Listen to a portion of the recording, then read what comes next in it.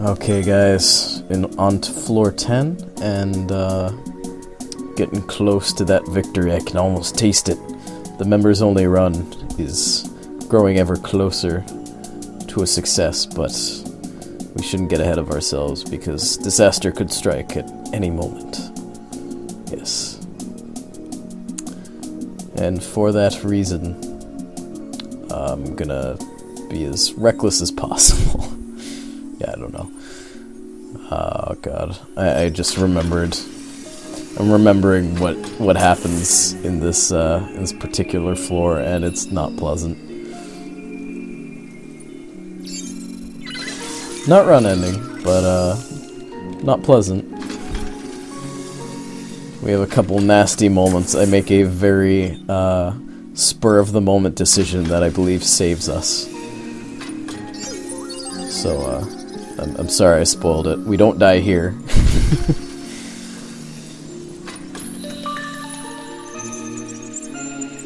But you'll see. We come pretty damn close. I won't say how, but you'll see. I'm getting excited just thinking about it. And by excited, I mean terrified. See, not a whole lot going on right there, but we still have to put up defenses. And of course we get a Christophile, a Necrophage Christophile.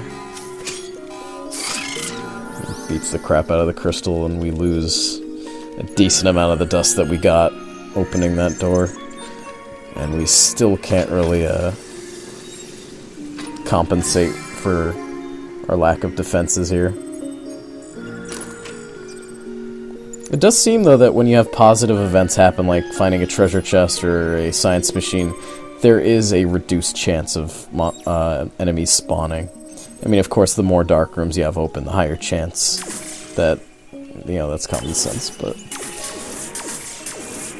Right there, it got a little musical. But, I was deciding it may be a better idea to spend a little more of my, industry, as much as I would rather, retain it, and depower that room that I initially put power into, and power this room, just so we can have at least one room to hold off the enemies with. So I put a Neurostun in there, I put a Pepper Spray, that's all we can really do for now.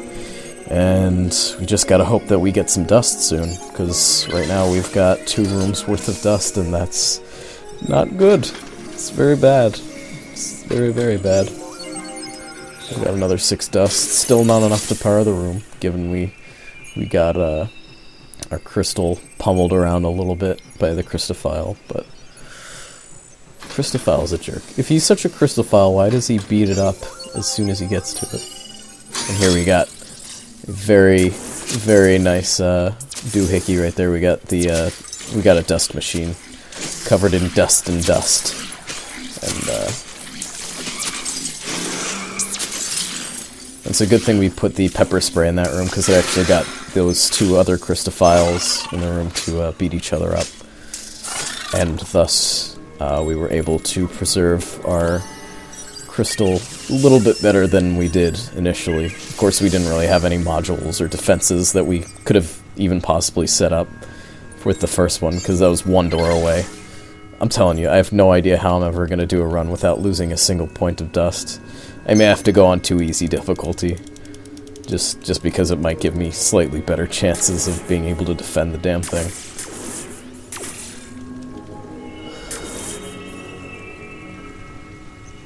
But yeah, we've got our food replicator up to rank 4. They get very fancy on the higher ranks. I mean, look at that thing. It's beautiful. It's very regal. It's a brilliant crystal of food replicatey goodness.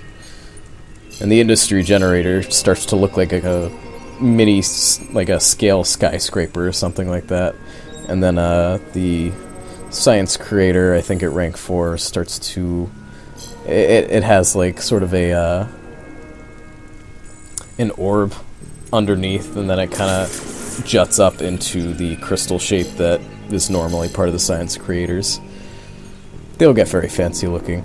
That's something that I really do like about this game as well, is as you upgrade modules, they do change visually to reflect their upgrades. You know, not too much at first, but you know, going from say Tear Gas 1 to Tear Gas 4, it starts to become a lot more coherent of what it looks like. You know, initially it kind of looks very simplistic, like a simple box shape, and it's just kind of, you know, pouring out tear gas.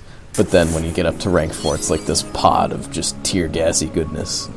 Or the Kip Cannons are one of my favorites because it's not so much the cannon that changes, but it's the blast of the cannon. So, you know, when you have Kip Cannon 1, it's just kind of this little dinky laser. But when you get to Kip Cannon 4, it's shooting just humongous, widespread beams of destruction. It's really entertaining to watch. And the pepper spray starts looking more like a pepper grinder almost. I don't know if that's accurate, but I don't know. That's kind of what I imagine in my mind, is that they're supposed to start looking more and more like a pepper grinder.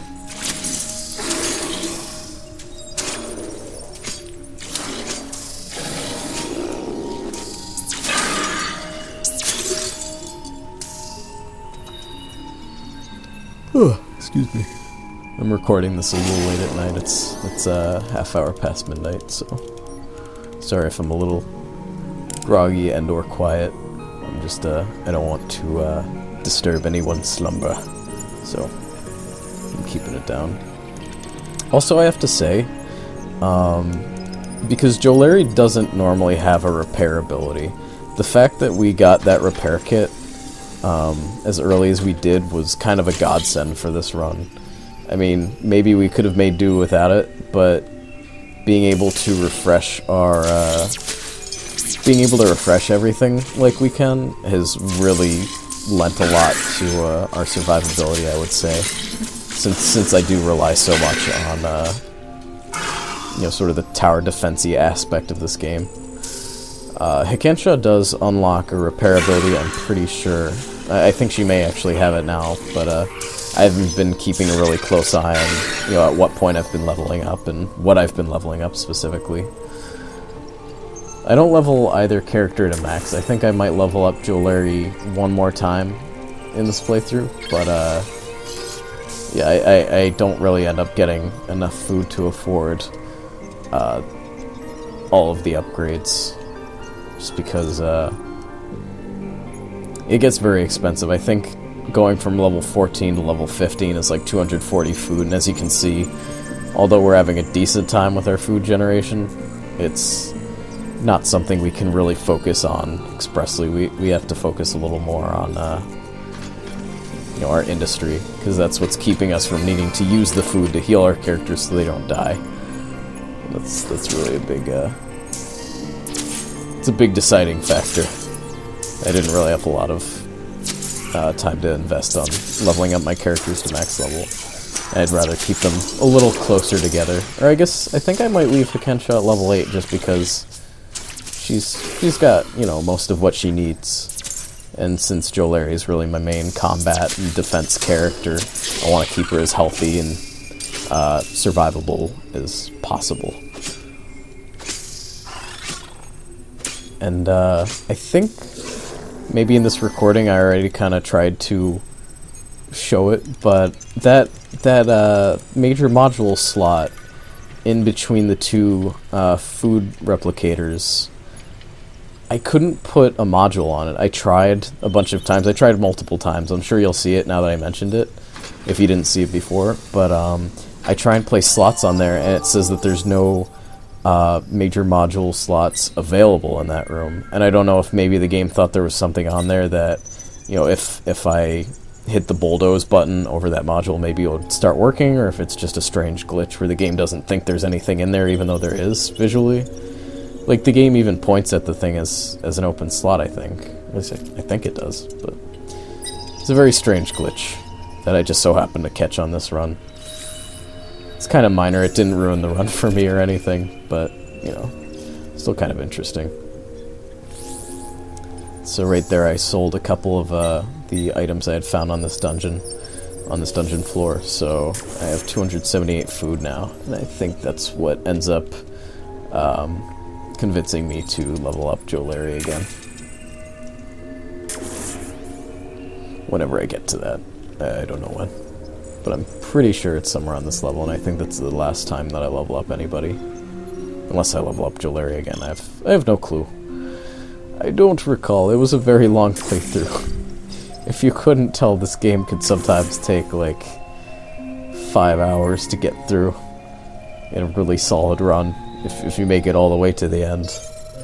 That's what makes it so painful if you lose, is you lose all that time. And that's something that, I mean, if you guys are watching this and you've watched my previous playthroughs, that's something about Don't Starve that I find makes it difficult to get into the game initially, but then becomes something you really appreciate because it makes every move you make matter more. The fact that there's still games being made that really drive you to care about the time you spend a game just because you do invest so much time. It can sometimes be difficult. Oh, and right here I got that shop right there. That was a good move. So this, now at least I'm gonna have some guaranteed dust along with what the game decides to throw to me. You know, the few bones and leftovers the game throws my way. But yeah, it is a double-edged sword, because if you don't have a lot of free time to play these kinds of games, like, I think that's a big thing with, you know, big strategy, 4X strategy games as well, is that they just take so long to play. It can be hard to get into if you don't have, you know, a lot of time to commit, or you only play that game, you know. I don't like to just play one game. I like to play a couple different games, and I don't always like them to be super, you know, long-term or long-length games. I don't always want to play for 100 hours, although I'm getting pretty close to that on Dungeon of the Endless, and I'm well past that on Don't Starve. But, you know, the few games that really do grip you like that and engage you to that level that, you know, you learn every hour you play, and, you know, your failed runs are not at all, you know, a lost cause. It's just sort of, you learn the rules better, and the next time you go in, you have more insight on how to approach things. And I really appreciate that. I think that's a great facet of game design, is just making you feel, you know, a lot more positive about sort of what's going on, how you're growing as a player, and all that good stuff. Is this where it happens? I think this is where it happens. Okay, check this out. So we've got the Christophiles. Is this it? Maybe it's another door. No, I think this is it. Alright, let's take a look. Yep. See all those Christophiles? Just a horde of them. And one of our neurostuns just broke in the room up there, I think because the Silix owner is attacking it. And right here I make a very brash decision to grab the crystal wall. They're starting to beat the crap out of it, and just run for my life. Jolari takes some hurting, but I heal her up. I think I have Hikensha heading up as quickly as she can as well, but she gets into some dangerous territory just because she has to cross over all of the enemies that Jolari just ran past. So I activate all of Jolari's abilities just to give her as much defense as possible. Hikensha heads on in, and I get out as soon as possible. And I'm a little proud of myself for that. I'm gonna brag a little bit. I handled that pretty damn well. So, thanks for watching, everybody. Next time is going to be floor 11, and yeah, till then, hope you've been enjoying the series, so take care. Bye.